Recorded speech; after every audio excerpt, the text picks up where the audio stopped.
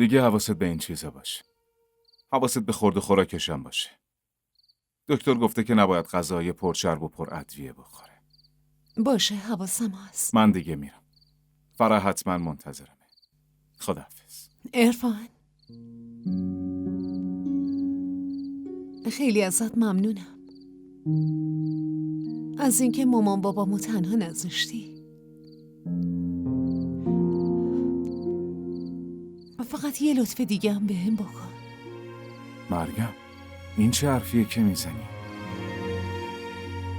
ببین، من هر کاری از دستم بر بیاد برات انجام میدم.